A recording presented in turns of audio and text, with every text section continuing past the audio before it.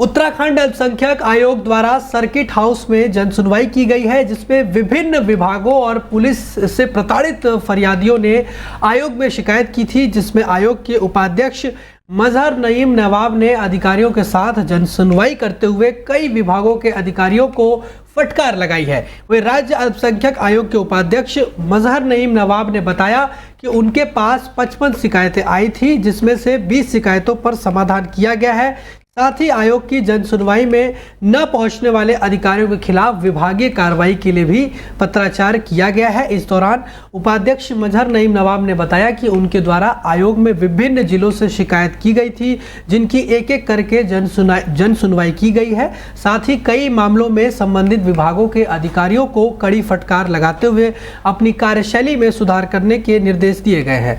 उन्होंने कहा कि अल्मोड़ा जनपद की रहने वाली सना परवीन के प्रकरण में 2 साल बाद न्याय मिला है, जिसका स्कूल में उत्पीड़न किया गया था और अल्पसंख्यक आयोग द्वारा उसको न्याय दिलाया गया है, लेकिन अधिकारियों द्वारा उसमें लापरवाही बरती गई है। लेकिन उच्च अधिकारियों द्वारा उक्त अधिकारियों के खिलाफ कार्रवाई नहीं की गई। उन्होंने कहा कि अगर उक्त अधिकारियों के खिलाफ कार्रवाई नहीं की गई तो आयोग के पास इतना अधिकार है कि वह अधिकारियों के खिलाफ मुकदमा लिखवाकर उसके खिलाफ कार्रवाई कर सकता है। वहीं उन्होंने ये भी कहा कि अधिकारियों को निर्देशित किया गया है कि अपने कार्यशैली में सुधार करें, नहीं तो उनके खिलाफ अल्पसंख्यक आयोग द्वारा कार्रवाई की जाएगी।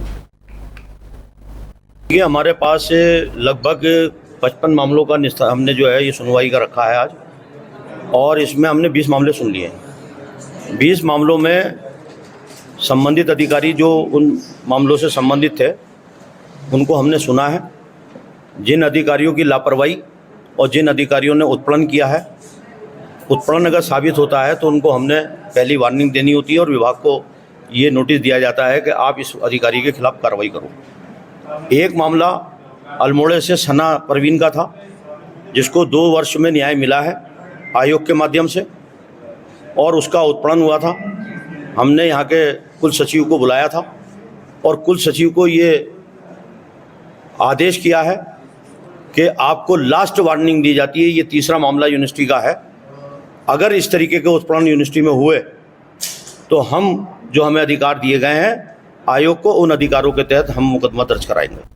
वही मसूरी लंढौर बाजार क्षेत्र में पेयजल की समस्या काफी दिनों से चल रही है, जिसको लेकर बुधवार को लंढौर वीडियो द्वारा क्षेत्र के लाइनमैन को बंदी बनाकर विरोध किया गया।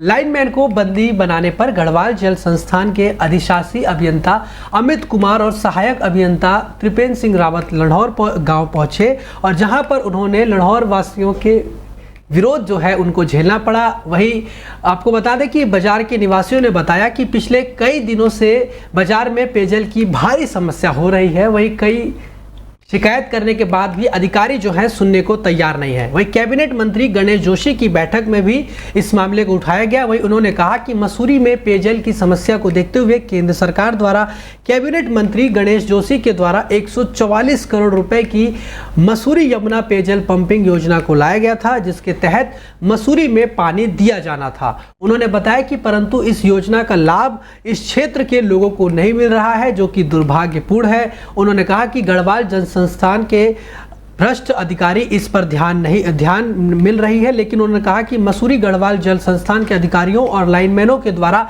बड़े स्तर पर भ्रष्टाचार कर बड़े बड़े होटल रिसोर्ट में पानी भरपूर मात्रा में दिया जा रहा है, परंतु आम जनता को बूंद बूंद पानी के लिए भी जो है वो तरसाया जा रहा है, जो कि बिल्कुल बर्दाश्त नहीं किया जाएगा। वही मसूरी ट्रेडर्स और वेलफेयर एसोसिएशन के अध्यक्ष रजत अग्रवाल ने कहा कि अगर मसूरी लंढौर बाजार की पेयजल की समस्या जल्द दूर नहीं होती है तो गढ़वाल जल संस्थान के खिलाफ बड़ा आंदोलन किया जाएगा, जिसकी संपूर्ण जिम्मेदारी गढ़वाल जल संस्थान की होगी। वही Mussoorie traders and welfare association के महामंत्री जगजीत कुकरेजा ने कहा कि गढ़वाल जल संस्थान के जूनियर इंजीनियर और लाइनमैन बड़े भ्रष्टाचार में लिप्त होकर पानी का डिस्ट्रीब्यूशन गलत तरीके से कर रहे हैं, जिस वजह से आम जनता को काफ़ी ज़्यादा पानी की समस्या हो रही है। उन्होंने कहा कि अगर पानी की सप्लाई का जल्द दुरुस्त नहीं किया गया तो गढ़वाल जल संस्थान के अधिकारियों का घेराव कर उनके ट्रांसफ़र की मांग की जाएगी। पानी के प्रॉब्लम होने का कारण ये है कि अब जल्दी में से वर्तमान में हमें पानी मिल नहीं पा रहा है पूरी तरह से। लगभग कल 1.5 MLD या 2 MLD पानी मिला था, जिससे कि अभी सप्लाई में हमें तो उस पानी को और जगह देना होता है, उस वजह से यहाँ पानी नहीं आ पाया होगा। लेकिन पानी आया है, थोड़ा कम पानी आएगा, प्रेशर कम होगा मानता हूँ, लेकिन पानी तो आया है। जो बैठक जो है इसलिए रखी गई थी क्योंकि यहाँ पे पिछले 1 माह से, क्या मैं कहूँगा कि कई माह से यहाँ पे पानी की परेशानी चल रही है। जब बैठक होती है तो 1-2 दिन के लिए पानी दे देते हैं, उसके बाद व्यवस्था चौपट रहती है, क्योंकि ये घनी आबादी वाला क्षेत्र है जहाँ पे समस्त लोग, मसूरी के लोग निवास करते हैं। ऐसे में देखा जा रहा है कि लोग एक बाल्टी पानी के लिए तरस रहे हैं।